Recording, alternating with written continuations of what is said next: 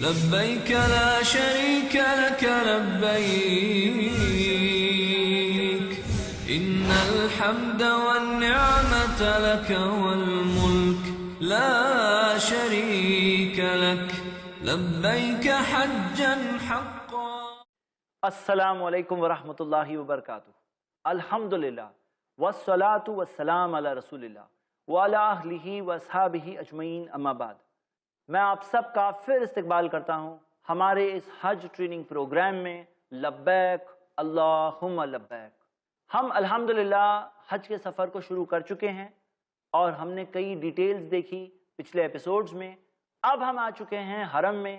ہم نے حرم کا ایک بیسک جائزہ لیا اور انشاءاللہ اس ایپیسوڈ میں ہم اپنا طواف شروع کریں گے، جو ہمارے عمرہ کا طواف ہے، اور کیسے ہمیں کرنا ہے طواف، کیا غلطیاں ہیں جو لوگ کر جاتے ہیں جن سے ہمیں بچنا چاہیے، کیا سنت ہے جو نبی صلی اللہ علیہ وسلم کی جس پر ہمیں عمل کرنا چاہیے.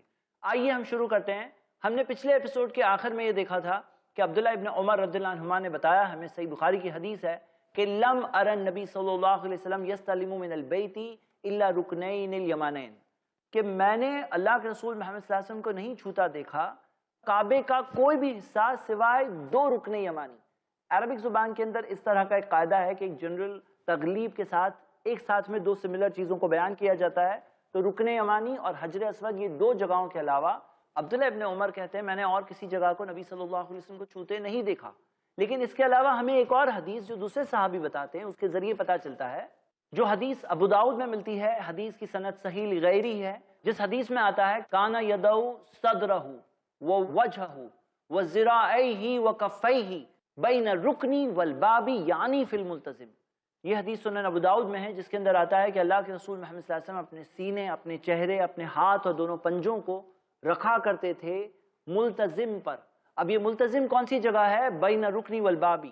بہت سارے لوگ سمجھتے ہیں کہ دروازے کی نیچے کی جگہ ہے، لیکن حدیثوں کی روشنی میں جو کلیئرلی موجود ہے کوئی بھی انسان دیکھ سکتا ہے، اس میں واضح الفاظ ہے بین الرکن والبابی. وہ کعبے کے حجر اسود اور دروازے کے درمیان کی جگہ ہے. لیکن بات یاد رکھنی ہے کہ وہاں پر پہنچنے میں اگر آپ دھکے وغیرہ لگانے والے ہیں تو جتنا کمائیں گے اس سے بہت زیادہ گواہ بیٹھیں گے. تو سمجھداری کا کام یہ ہے، اگر موقع مل گیا تو مل گیا، لیکن کسی کو تکلیف پہنچا کر ایسے کام بالکل نہ کریں. آئیے ہم آگے دیکھتے ہیں کہ صفا مروہ پر جب ہم جائیں گے تو وہاں کا تعارف تب دیکھیں گے. حرم کا ایک ہم نے بیسک اوور ویو دیکھا. اب آئیے ہم اپنا طواف شروع کریں. طواف کرنے کے متعلق ہم ایک بات آلریڈی دیکھ چکے ہیں کہ بسم اللہ اللہ اکبر کہہ کر اشارہ کر کے شروع کرنا ہے. تو آپ بسم اللہ اللہ اکبر کہہ کر جب شروع کرتے ہیں تو شروع کرنے کے بعد آپ کو جانا ہے. اب ایک طواف از اکول ٹو 7 راؤنڈ. ایک طواف یعنی کہ 7 راؤنڈ، 7 راؤنڈ مل کر ایک طواف ہوتا ہے. طواف جو ہوتا ہے اینٹی کلاک وائز، یعنی کلاک کیسے گھومتا ہے، تو طواف ایسے نہیں ہوتا ہے کلاک کی طرح. اینٹی کلاک وائز یعنی آپ کو کعبہ ہمیشہ آپ کے لیفٹ سائڈ پہ دکھائی دے گا، اپنے بائیں ہاتھ کی طرف، لیفٹ ہینڈ کی طرف، الٹے ہاتھ کی طرف آپ کو ہمیشہ کعبہ دکھائی دے گا. اگر آپ کو سیدھے ہاتھ کی طرف دکھائی دے یعنی کہ ڈائریکشن چینج ہو گیا، لیکن ہوگا نہیں کیونکہ بہت بڑا کراؤڈ ہے تو بہت آسان نہیں ہے کہ کوئی انسان رانگ ڈائریکشن میں چلے جائے. تو ہم شروع کر رہے ہیں، لیکن شروع کرنے سے پہلے ایک بات یاد رکھیے. شروع کرنے سے پہلے آپ کو آپ کے کندھے کو کھولنا ہے. جیسا کہ الحمدللہ ہمارے ساتھ جب ہمارے بھائی عثمان موجود تھے اور ہم نے آپ کو جو ڈیمو دیا تھا، آپ نے دیکھا کہ ان کا سیدھا کندھا شروع میں جب کھلا تھا تو وہ آپ کو کھول دینا ہے. یہ 7 راؤنڈ کے لیے کھلا ہوا رہے گا. انشاءاللہ یاد رہے گا. طواف شروع کرنے سے پہلے کیا کرنا ہے؟ مردوں کو اپنے سیدھے کندھے کو کھولنا ہے، اوپن کرنا ہے. بارڈر وغیرہ تو سلی ہو سکتی ہے لیکن فٹنگ وغیرہ نہیں ہوتی ہے نا، تو ایک طرح سے ایک آدمی محروم محسوس کرتا ہے. اس میں مزید اب کندھا بھی کھول دینا ہے. تو ایک انسان جب اللہ کے سامنے یہاں موجود ہے تو اپنے اوریجنل حال کے بہت قریب، یعنی احساس اسے دل میں آتا ہے کہ کس طرح سے اللہ رب العالمین نے کتنی مجھے نعمتیں دی ہے اور کیسے مجھے ان نعمتوں کی قدر کرنی چاہیے. تو کندھے کو کھول دینا ہے. ایک اور چیز ہے کہ مردوں کو رمل کرنا ہے. رمل، یہ رمل کیا ہے؟ آپ دیکھیں گے صحیح بخاری میں حدیث ہے کتاب الحج میں کہ جب اللہ کے رسول محمد صلی اللہ علیہ وسلم اور ان کے صحابہ مدینہ سے آئے تھے عمرہ کرنے، تو اس وقت پر جو مکہ کے جو مشرک جو وہاں پاور میں تھے انہوں نے ایک افواہ اڑائی. افواہ یہ اڑائی کہ محمد صلی اللہ علیہ وسلم اور ان کے جو ساتھی ہے یہ مدینہ سے بہت کمزور ہو کر آئے ہیں، بہت ویک ہو کر آئے ہیں. مدینہ میں ایک بہت مشہور بخار ہوا کرتا تھا کہ جو لوگ مدینہ میں رہتے تھے، مدینہ میں بہت مشہور تھا کہ وہاں کا ایک بخار ہے. تو انہوں نے یہ اڑائی تھی خبر کہ مدینہ کے بخار سے یہ لوگ کمزور ہو کر آئے ہیں۔ یہ الگ بات ہے کہ اللہ کے رسول محمد صلی اللہ علیہ وسلم نے اللہ سے دعا کی کہ اے اللہ اس بخار کو دور کر دے، اور اللہ تعالیٰ نے اس بخار کو دور کر دیا تھا الحمدللہ۔ لیکن افواہ اڑانے والے کوئی پروپیگنڈا کر دیں، اب کیا کریں؟ تو اللہ کے رسول محمد صلی اللہ علیہ وسلم نے صحابہ کو ایک حکم دیا تھا۔ حکم کیا دیا تھا؟ کہ تم لوگ رمل کرو۔ ہمیں حدیث صحیح بخاری کتاب الحج میں ملتی ہے، فَأَمَرَهُمُ النَّبِي صلی اللہ علیہ وسلم أَن يَرْمُلُوا أَشْوَاطَ الثَّلَاثَةِ۔ اللہ کے رسول صلی اللہ علیہ وسلم نے حکم دیا کہ 3 راؤنڈز تک، 3 راؤنڈز جو طواف کے 7 راؤنڈز ہوتے ہیں اس میں سے 3 راؤنڈز تک وہ لوگ رمل کریں۔ رمل کیا ہے؟ ایک سلائٹ دوڑ جیسا ہے، تھوڑا سا جوگ جیسا ہے، یعنی کہ ایک شخص جیسے کہ تھوڑا سا ہلکا سا دوڑ رہا ہے، تھوڑا سا ایک جیسے کہ ایک انسان اپنے پورے پاؤں کو فلیٹ چلنے میں رکھتا ہے نا، باقی دوڑتے وقت تھوڑا سا پاؤں اوپر اٹھتا ہے، تو اس طرح کا ایک پوسچر ہوگا۔ ظاہر سی بات ہے کسی کو تکلیف نہیں پہنچانی، کسی کو دھکا نہیں مارنا ہے، وہ تو گناہ کا کام ہے، لیکن خیال رکھتے ہوئے کیسے موقع ہے تو ہلکے سے وہ کرنا ہے، یہ صرف مردوں کے لیے ہے، ہلکے سے کرنا ہے، اور یہ اللہ کے رسول محمد صلی اللہ علیہ وسلم نے حکم دیا صحابہ کو کرنے۔ ہم دیکھتے ہیں کہ عمر رضی اللہ عنہ سے بعد میں یہ سوال پوچھا گیا کہ اس زمانے میں تو یہ مشرکین پہاڑوں کے اوپر سے دیکھ رہے تھے کہ یہ لوگ کیا کر رہے ہیں، تو اللہ کے رسول صلی اللہ علیہ وسلم نے جب یہ حکم دیا اور سب لوگوں نے یہ تھوڑا جو دوڑا تو ایک بالکل واضح دکھتا ہے کہ بہت فٹ لوگ ہیں، یہ بہت سٹرونگ لوگ ہیں۔ لیکن آج تو کوئی ضرورت نہیں، اب کوئی مشرکین وہاں ہے نہیں جو دیکھ رہے ہیں، ابھی کیا ضرورت ہے؟ تو عمر رضی اللہ عنہ نے کہا کہ اللہ کے رسول صلی اللہ علیہ وسلم کے زمانے میں ہم جو کچھ کرتے تھے اس میں سے کچھ بھی نہیں چھوڑنے والے ہیں، اور ہم یہ دیکھتے ہیں کہ اس میں ایک حکمت بھی ہے، ایک وزڈم ہے۔ آج ہم دیکھتے ہیں کہ دنیا کے اندر تقریباً 170 کروڑ مسلمز ہیں، لیکن شروع میں ایسا تھوڑی تھا۔ ہم دیکھتے ہیں جب کبھی اللہ نے انسانوں کو صحیح راستہ بتانے کے لیے پیغمبر اور رسول، مارگ درشک، گائیڈز بھیجے، تو ایمان لانے والے شروع میں بہت کم لوگ تھے، لیکن بعد میں جو صحیح لوگوں کو پتہ چلا انہوں نے اس بات کو قبول کیا۔ تو ہم دیکھتے ہیں محمد صلی اللہ علیہ وسلم کے ساتھ بھی جو صحابہ تھے انہوں نے ان کا ساتھ دیا۔ تو آج جب آپ یہ رمل کرتے ہیں تو وہ ایک احساس کو دل میں لائیے، کچھ سٹارٹنگ سے 170 کروڑ لوگ مسلمان ہیں یا ایمان لائے ہوئے ہیں محمد صلی اللہ علیہ وسلم پر، اللہ پر، یہ ایسا سٹارٹنگ سے نہیں تھا، یہ سٹیجز کے ذریعے ہوا آہستہ آہستہ۔ اور ہم یہ دیکھتے ہیں کہ ہم لوگوں کو جو ایک ایسے سٹیج پر آنے کا موقع ملا ہے جیسے کہ ایک پیڑ بہت اچھا اور مضبوط ہو چکا ہے اور ہم بعد میں آ کے پانی ڈال رہے ہیں، لیکن مقام تو ہوتا ہے ان لوگوں کا جنہوں نے اس پودے کو پانی دیا جب وہ چھوٹا تھا۔ تو صحابہ نے محمد صلی اللہ علیہ وسلم پر تب ایمان لایا جب ان پہ ایمان لانے والا کوئی نہیں تھا، انہیں بس پیغمبر بنایا گیا تھا، جب ان کی نبوت کی خبر زیادہ لوگوں تک نہیں پہنچی تھی، بس تھوڑے ہی لوگوں تک پہنچی تھی۔ ہم لوگ بعد والے ہیں، وہ پہلے والے تھے۔ تو میرے بھائیوں اور میری بہنیں اس چیز کے مقصد کو، اسپرٹ کو یاد رکھیں گے کہ ہاں آج وہ پہاڑوں میں سے کوئی دیکھنے والا نہیں ہے، لیکن ہم اس میسج کو اور اس مقام کو، اس چیز کو، اس ہسٹری کو جیسے کہ ری لیو کر رہے ہیں، وہ ہسٹری کے قدموں پر ہم جا رہے ہیں، وہاں پر واپس ہم وہی چیز کر رہے ہیں جو صحابہ اکرام نے کیا محمد صلی اللہ علیہ وسلم کے ساتھ پر، ہم بھی ان کے نقش قدم پر ہیں۔ یہ بات کو پہچاننا بہت ضروری ہے۔ لیکن ہم یہ دیکھتے ہیں کہ جو رمل کرنا ہے تو اللہ کے رسول محمد صلی اللہ علیہ وسلم نے فرمایا وَأَن يَمْشُوا مَا بَيْنَ رُكْنَيْن، کہ دونوں کونوں کے بیچ میں چلنا ہے۔ رمل کرنا ہے تو کہاں سے کہاں تک؟ حجر اسود سے آپ جب گول جا رہے ہیں تو آپ شامی کونے جو حتیم کے پاس سے گزر کر کے آپ رکن یمانی تک پہنچیں گے، وہاں تک رمل ہے۔ لیکن رکن یمانی سے لے کر حجر اسود تک ان یمشو چلنا ہے۔ کیوں چلنا ہے پتہ ہے آپ کو؟ اس کی بھی ایک ہسٹری ہے کہ مکہ کے جو مشرک تھے وہ وہاں اس سائیڈ کے پہاڑیوں میں تھے، جو یہاں یہ حتیم ہے، حتیم کے بیک سائیڈ پر اس سائیڈ پہ جو پہاڑی تھی وہ پہاڑیوں میں سے وہ لوگ دیکھ رہے تھے، تو وہ حصہ تو نہیں دکھ رہا ہے، تو اننیسیسری کیوں دوڑانا ہے؟ اور آتا ہے کہ اللہ کے رسول محمد صلی اللہ علیہ وسلم کے دل میں جو نرمی تھی صحابہ کے لیے، اسی وجہ سے 7 راؤنڈ میں نہیں دوڑایا، صرف 3 راؤنڈ تک دوڑنا ہے۔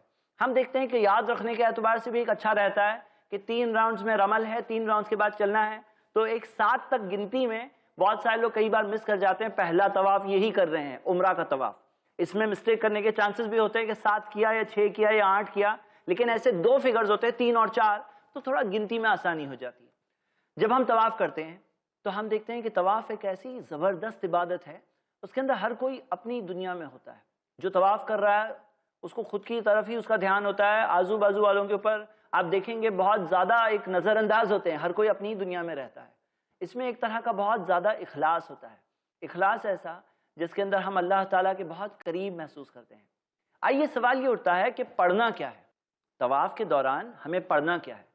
صحیح بات تو اس بارے میں یہ ہے کہ ہمیں صحیح بخاری وغیرہ کی حدیثوں سے ملتا ہے کہ رکن یمانی سے لے کر حجر اسود کے درمیان میں ربنا آتینا فی الدنیا حسنہ وفی الآخرۃ حسنہ وقینا عذاب النار، یہ دعا پڑھنی، یعنی اے ہمارے رب ہمیں دنیا میں خیر دے دے، وفی الآخرۃ حسنہ ہمیں آخرت کا خیر دے دے، اور ہمیں جہنم کی آگ سے بچا لے۔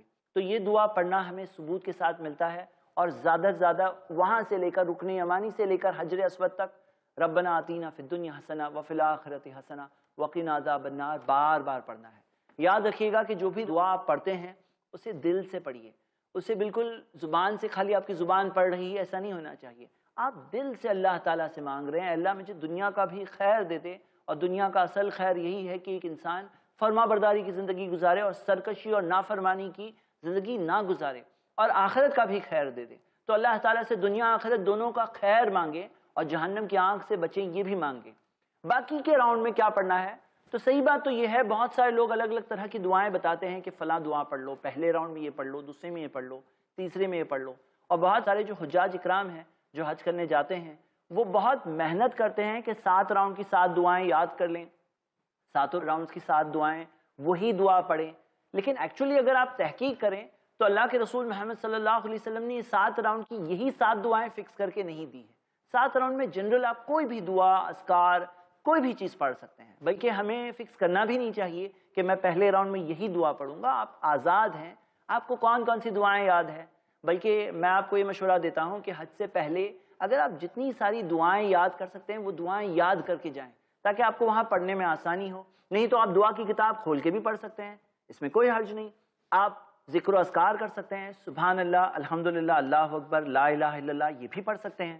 اپنے الفاظ میں اللہ تعالیٰ سے دعا بھی کر سکتے ہیں۔ اللہ کے رسول محمد صلی اللہ علیہ وسلم نے فرمایا الطواف بالبیت صلاۃ ولکن اللہ احل فیہ النطق، کہ طواف جو کعبے کا ہے وہ نماز ہی ہے، لیکن اللہ تعالیٰ نے اس میں بات کرنے کی اجازت دی ہے۔ نماز میں ہم لوگ بات نہیں کر سکتے ہیں، آپس میں بات نہیں کر سکتے ہیں، ولیکن اللہ احل فیہ النطق، لیکن اللہ تعالیٰ نے اس میں کلام کی اجازت دی ہے۔ لبیک اللہم لبیک لبیک اللہم لبیک لبیک لا شریک لک لبیک۔ علاج جسمانی ہو یا ذہنی، اس شخصیت کے تعلیمات سے جانیے جنہیں چنا گیا سارے عالم کے لیے۔ شفا طب نبوی کا خزانہ، ہر سنیچر رات 8:30 بجے، صرف آئی+ ٹی وی پر۔ بہتر زندگی۔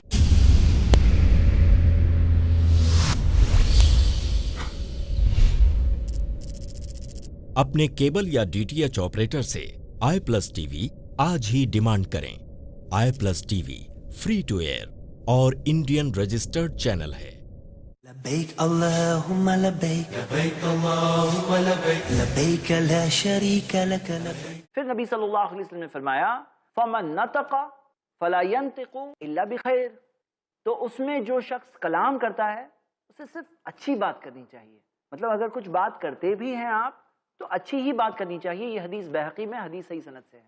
سنن نسائی میں حدیث ہے الطواف بالبیت صلاۃ فاقل من الکلام، نبی صلی اللہ علیہ وسلم نے کہا طواف جو کعبے کا ہے وہ تو نماز ہے، تو اس میں کم بات کرو۔ تو رول کیا ہے کہ بات کر سکتے ہیں لیکن کم بات کرنی چاہیے۔ ہمارا دھیان عبادت کی طرف ہونا چاہیے، اللہ تعالیٰ کی طرف ہونا چاہیے، ہم اپنی عبادت میں اللہ تعالیٰ کی طرف متوجہ ہو۔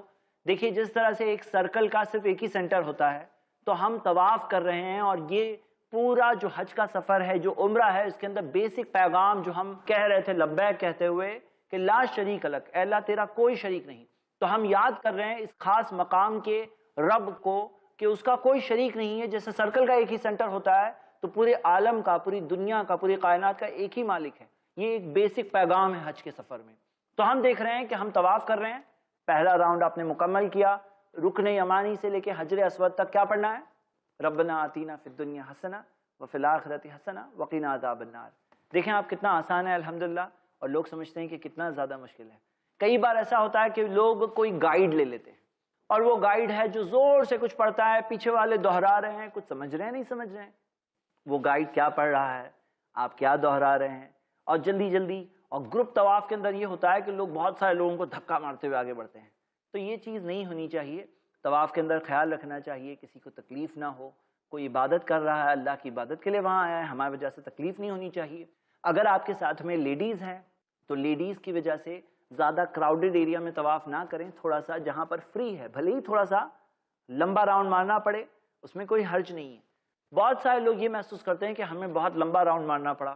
آپ برج کے اوپر سے طواف کر رہے ہیں، یا مان لیجئے کہ اوپر کا فلور جو ہے، جو ابھی مکمل نہیں ہے، جگہ جگہ پر ٹوٹا ہوا ہے، ازیوم کرتے ہیں کہ جب بن جائے اور کوئی فرسٹ فلور یا ٹیرس سے اگر طواف کر رہا ہے تو راؤنڈ اس کا بہت بڑا ہو جاتا ہے، تو لوگوں کو ایسا لگتا ہے کہ ارے میں اتنی محنت کر رہا ہوں، میرا طواف کا راؤنڈ جو اتنے میں ہو سکتا ہے، جتنا دور جائیں گے اتنا بڑا راؤنڈ ہو جائے گا۔ لیکن ایک بہت پیاری حدیث ہے، اللہ کے رسول محمد صلی اللہ علیہ وسلم نے فرمایا کہ من طاف بالبیت لم یرفع قدمہ ولم یدع، جب کوئی کعبے کا طواف کرتا ہے، جب وہ قدم اٹھاتا ہے یا قدم رکھتا ہے، الا کتب اللہ لہ حسنہ، اس کے لیے ایک نیکی لکھی جاتی ہے، وَيَحُطُّ عَنْهُ خَطِيئَةً، اس کی ایک گناہ کو مٹا دیا جاتا ہے، وَكَتَبَ لَهُ دَرْجَةً، اس کے لیے ایک درجہ اوپر کا لکھا جاتا ہے۔ کب؟ ایک قدم اٹھائے، ایک قدم رکھے، ایک نیکی لکھی گئی، ایک گناہ معاف ہوا، ایک درجہ بلند ہوئے۔ اور اللہ کے رسول صلی اللہ علیہ وسلم نے کہا من احسا اسبوعاً کانا کعتق رقبہ، اگر طواف کر لیتا ہے تو ایسا ہے جیسے کہ ایک غلام کو آزاد کر دیا۔ امام ابن خزیمہ نے اس حدیث کو جمع کیا ہے، اس کی تحقیق صحیح الجامع میں، حدیث صحیح سند سے ہے۔ تو ہم یہ دیکھتے ہیں کہ اگر بڑا راؤنڈ ہو رہا ہے اور زیادہ قدم اٹھ رہے ہیں اور زیادہ قدم آپ رکھ رہے ہیں، تو کیا بنا اجر کے ہیں؟ فری میں کر رہے ہو؟ کوئی چیز فری میں نہیں ہوتی، اللہ تعالیٰ اس کا بہترین اجر دینے والا ہے۔ تو اگر زیادہ قدم ہو گئے تو اجر بھی تو رہے گا نا۔ کیا لگتا ہے کہ کوئی ایک ہے جسے کم تکلیف ہوئی، کوئی ایک ہے جسے زیادہ تکلیف ہوئی، اللہ دونوں کو برابر اجر دے گا؟ ہم اللہ سے تکلیف مانگتے نہیں ہیں، لیکن اگر مشکل ہے تو اس پر صبر کریے، اس کا اجر بھی ہے الحمدللہ۔ ایک اور بات آپ کو بتا دوں کہ اگر مان لیجیے آپ کے ساتھ کوئی ضعیف یا ایسے ہیں جو چل نہیں سکتے ہیں، تو الحمدللہ وہاں پر گیٹس کے قریب ویل چیئر ملتی ہے، وہاں پہ آپ کو کوئی ڈاکیومنٹ دینا ہوتا ہے، ڈپازٹ دینا ہوتا ہے، آپ وہ ویل چیئر لے کر آ سکتے ہیں۔ تو ویل چیئر کے لیے آپ کو نارملی نیچے کے مطاف میں طواف کی جگہ پر اجازت نہیں ہوتی، وہ برج کے اوپر سے اجازت ہوتی ہے، تو ویل چیئر لے کر بھی آ سکتے ہیں۔ تو ویل چیئر کرنے والے کا بھی طواف ہو جائے گا اور پیچھے جو لے کر چل رہا ہے اس کا بھی طواف ہو جاتا ہے۔ بسم اللہ اللہ اکبر کر لیجیے، الحمدللہ، طواف شروع۔ لوگ سوال پوچھتے ہیں کہ طواف کے دوران وضو ہونا لازم اور ضروری ہے یا نہیں؟ ہم دیکھتے ہیں کہ اللہ کے رسول محمد صلی اللہ علیہ وسلم کے بارے میں آتا ہے انہ توضا ثم طاف بالبیت، نبی صلی اللہ علیہ وسلم نے وضو کیا پھر طواف کیا۔ ساتھ ساتھ میں انہوں نے یہ بھی کہا کہ مثل الصلاۃ، نماز کی طرح ہے طواف۔ اسی وجہ سے اسکالرز میں سے کچھ اسکالر اس طرف گئے ہیں کیونکہ نماز میں وضو لازم ہے، اسی طرح طواف میں بھی وضو لازم ہے۔ لیکن دوسرے اسکالرز علماء کرام اس طرف گئے ہیں کہ کہتے ہیں کہ کئی چیزیں ہیں جو نماز اور طواف کی سیم نہیں ہے، نماز میں رکوع سجدہ بہت کچھ ہے، طواف الگ ہے، تو مثل الصلاۃ اس کے عبادت ہونے کے ناطے ہے، عبادت ہونے کی وجہ سے ہے، لیکن صلاح کا رول اس میں نہیں آئے گا۔ ہم یہ دیکھتے ہیں کہ اللہ کے رسول محمد صلی اللہ علیہ وسلم نے تو وضو کیا، اس وجہ سے وضو کرنا یقیناً بہتر تو ہے ہی۔ کیا لازم اور ضروری ہے؟ اس کے اندر ہم دیکھتے ہیں کہ علماء کا اختلاف ہے، کچھ کہتے ہیں لازم نہیں ہے، کچھ کہتے ہیں لازم ہے، لیکن آپ وضو کے حال میں رہیں تو بہتر ہی ہے، اس میں کوئی شک نہیں۔ تو ہم آگے بڑھتے ہیں کہ آپ نے جو طواف کیا، طواف کے دوران 7 راؤنڈز ہے، 3 راؤنڈز مکمل ہونے کے بعد کیا فرق ہونے والا ہے بتائیے؟ 3 راؤنڈز مکمل ہو گئے تو کیا فرق ہوگا؟ 3 راؤنڈز کے بعد مرد رمل نہیں کریں گے، لیکن طواف جاری رہے گا۔ تو 7 راؤنڈز مکمل ہوئے یعنی کہ ایک طواف ہوا، ایک طواف یعنی 7 راؤنڈز۔ تو ہم دیکھتے ہیں 7 کا فگر بہت امپورٹنٹ ہے، کئی جگہوں پہ آنے والا ہے۔ تو یہاں پر 7 راؤنڈز مل کر ایک طواف ہوا، آپ کا ایک طواف الحمدللہ مکمل ہوا۔ ہر ایک قدم کے لیے نیکی لکھی جا رہی تھی، ہر ایک قدم کے لیے ایک گناہ معاف ہو رہا تھا، ہر ایک قدم کے لیے آپ درجہ بلند ہو رہے تھے۔ آپ اس پاک جگہ پر ہے جسے اللہ تعالیٰ نے چنا، جہاں پہ ابراہیم علیہ السلام کا وہ امتحان ہوا، جہاں ابراہیم علیہ السلام کو اللہ تعالیٰ نے پرکھا اور انہیں ہمارے لیے اگزامپل اور نمونہ بنایا، کس طرح سے انہوں نے حق بات کے لیے قربانی دی۔ آج ہمیں بھی قربانی دینی ہے اپنی زندگی میں تاکہ ہم صحیح راستے پر چلیں۔ اس چیز کی روحانیت اور اسپرٹ کو فیل کرنا بہت ضروری ہے، اسے بس ایک کام نہیں ہونا چاہیے۔ بہت سارے لوگ یہاں پر کئی غلط چیزیں آپ کو کرتے ہوئے ملیں گے۔ کئی سارے لوگ ہیں جو دیواروں پر چمٹ کر کے کعبے کے جلاف کو کسی طرح سے کٹ کرتے ہیں، کینچی لے جاتے ہیں، بلیڈ لے جاتے ہیں، جلاف کا ٹکڑا کاٹ کر کے لے آتے ہیں، اور یہاں پہ آ کر الٹا بتاتے بھی ہے، گھر میں فریم بنا کر لگاتے ہیں. لیکن صحیح بات تو یہ ہے، یہ تو ایک طرح سے چوری ہے. آپ کعبے کے جلاف کی چوری کر رہے ہیں، نعوذ باللہ. ایک غلط چیز ہی ہے. اور وہ جلاف کا ٹکڑا کہ آپ کو جہنم کی آنکھ سے بچانے والا ہے. جہنم کی آنکھ سے بچنا ہے تو حرام کام سے بچنا ہوگا، ایمان لانا ہوگا، نبی صلی اللہ علیہ وسلم کی اتباع اور پیروی کرنی ہوگی. تو یہ بالکل غلط ہے. اور بہت سارے لوگ ہیں جو کفن کا اپنا کپڑا لے کر آتے ہیں، کفن کا کپڑا لا کر دیوار پہ ملتے رہتے ہیں، اور وہ یہ سمجھتے ہیں کہ وہ دیوار پر ملنے سے وہ کفن کے کپڑے میں ایک ایسا پاور آ جائے گا جو انہیں جہنم کی آنکھ سے، عذاب قبر سے بچا لے گا. لیکن یہ بات تو بالکل صحیح نہیں ہے، نبی صلی اللہ علیہ وسلم سے ثابت نہیں ہے، صحابہ اکرام سے ثابت نہیں ہے. کیوں نہ اچھے کام کریں؟ اپنی طاقت کو آپ ایسے عمل پر کیوں لگاتے ہیں جو ثابت شدہ نہیں ہے؟ کیوں نہ ایسے کام کریں جس پر قرآن و حدیث کی مہر ہو، جس پر قرآن و حدیث سے دلیل ہمیں مل جائے، تو وہ چیز سے ہمیں دنیا اور آخرت دونوں میں خیر ملے گا، اور یقیناً ہم نبی صلی اللہ علیہ وسلم کی اتباع اور پیروی کریں گے. بہت سارے لوگ جو گروپ طواف کرتے ہیں اس کے اندر بہت سارے لوگوں کو دھکا مارتے ہیں، یہ بھی بالکل غلط بات ہے. ہمیں یہ تمام چیزوں کا خیال رکھنا ہے. جب آپ کے 7 راؤنڈ مکمل ہو تو میں آپ کو ایک مشورہ دیتا ہوں کہ 7 راؤنڈ مکمل کرنے میں 7واں راؤنڈ تھوڑا باہر کی طرف سے ہی کرنا تاکہ نکلنے میں آسانی ہو. اگر آپ بالکل اندر سے طواف کر رہے ہیں اور آپ کو باہر نکلنے میں سڈنلی باہر نکلنا ہوگا تو آپ کو بھی تکلیف ہوگی، دوسروں کو بھی تکلیف ہوگی. تو بہتر یہ ہے کہ آپ کا لاسٹ راؤنڈ تھوڑا باہر ہی رہے تاکہ باہر سے آسانی سے آپ باہر نکل جائیں. یہ ایک چھوٹا سا مشورہ ہے جو آپ اگر خیال رکھیں گے تو انشاءاللہ تکلیف نہیں ہوگی. میں یہ مشورہ دیتا ہوں اگر ساتھ میں گھر کی لیڈیز ہو اور اگر کراؤڈ زیادہ ہے تو پھر کیسے کر سکتے ہیں؟ تو خیال رکھنے میں ہم دیکھتے ہیں اس طرح سے بھی ایک مشورہ ہو سکتا ہے، ایک پریکٹیکل میتھڈ، کہ 2 کپلز ہو تو آگے ایک ہسبینڈ ہو جائے، اس کے پیچھے اس کی بیوی ہو، اس کے پیچھے دوسرے کپل کی جو عورت ہے وہ ہوگی اور اس کے پیچھے اس کا ہسبینڈ ہو. تو اس طرح سے وہ ایک خیال رکھ کے انشاءاللہ آسانی سے طواف کر سکتے ہیں. یہ بھی ایک مشورہ ہے. اس کے علاوہ الحمدللہ طواف کرتے ٹائم پر آپ اس چیز کی طرف دیکھ سکتے ہیں کہ کس طرح سے ہم ایک بہت بڑی انٹرنیشنل کمیونٹی کا حصہ ہے. اسلام کوئی دنیا کے صرف تھوڑے سے لوگوں کا دھرم نہیں ہے، یہ دنیا کے بہت سارے لوگ ہیں جنہوں نے محمد صلی اللہ علیہ وسلم پر ایمان لایا ہے، جو اس کی روشنی میں اپنی زندگی بتانے کی کوئی نہ کوئی کوشش کر رہے ہیں الحمدللہ، اور اس میں ہم بھی حصہ ہے. ایک انٹرنیشنل بردرہڈ، ایک انٹرنیشنل بھائی چارگی کی فیلنگ دل میں آتی ہے، جو سارے انسانوں میں اونچ نیچ اور جو سارے جو ڈفرینسز اور سپیریارٹی کمپلیکسز ہوتے ہیں وہ اس طرح کے طواف میں جب ساتھ میں طواف کرتے ہیں ایک طرح سے ختم ہوتا رہتا ہے. اور ایک طرح کچھ لوگ اپنے آپ کو سپیریئر سمجھتے ہیں، دوسروں کو اپنے سے کم درجے کا سمجھتے ہیں، وہ فیلنگ بھی ختم ہوتی ہے الحمدللہ. آپ کے 7 راؤنڈ جب طواف کے ہو جائے اس کے بعد ہم کیا کریں؟ اس کے بعد اگلا سٹیپ آپ کو 2 رکعت پڑھنی ہے جو آئیڈیلی مقام ابراہیم کے پیچھے ہونی چاہیے. اللہ تعالیٰ نے قرآن میں سورہ بقرہ میں فرمایا ہے، سورہ 2 آیت نمبر 125، وَاتَّخِذُوا مِن مَّقَامِ إِبْرَاهِيمَ مُصَلَّىٰ، کہ مقام ابراہیم کو نماز کی جگہ کے طور پر لے لو. تو ہمیں اس طرح سے پڑھنا ہے کہ مقام ابراہیم ہمارے اور کعبے کے درمیان میں ہو اور ہم کعبے کی طرف نماز پڑھ رہے ہیں اور مقام ابراہیم درمیان میں ہے. یہ آئیڈیل ہے، لیکن ظاہر سی بات ہے ہمیں تکلیف بھی نہیں پہنچانی ہے.